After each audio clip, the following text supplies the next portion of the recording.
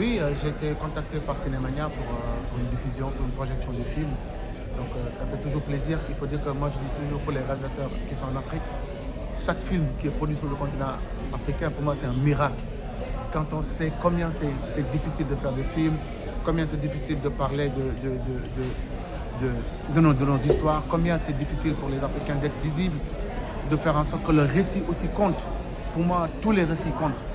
En Afrique, on a énormément d'histoires à raconter, mais maintenant, au niveau de la diffusion, de la production, c'est un peu plus compliqué qu'ailleurs, parce que forcément, sur place, il y a des urgences, mais je pense que la culture, c'est fondamental aussi. Donc voilà, venir ici au Canada, leur faire découvrir l'histoire de Jules Bocandé, pour moi, c'est un acte très militant. Et voilà, je remercie Cinémania pour cette excellente opportunité. Alors, j'ai décidé de faire un film sur Jules François Bocandé parce que c'est véritablement le héros de mon enfance. Pas à moi tout seul, mais à toute une génération. Et Jules, c'était un phénomène. Et voilà, depuis sa disparition, il n'y a pas grand-chose qui a été fait sur lui.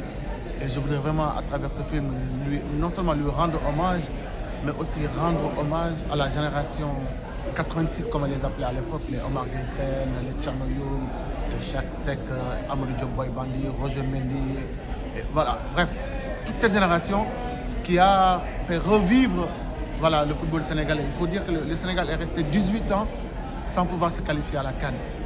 9 éditions. Et c'est cette génération en 86 qui vient et qui fait exploser les compteurs et qui fait renouer le Sénégal à la compétition internationale, à la CAN. Depuis, beaucoup de générations ont suivi. Mais Bocandé, c'est un peu le symbole d'une génération qui a ouvert les portes. Ce n'est pas parce qu'ils n'ont pas gagné la CAN qu'on ne devrait pas parler d'eux. Voilà, ils n'ont pas remporté de CAN, mais ils ont ouvert la voie.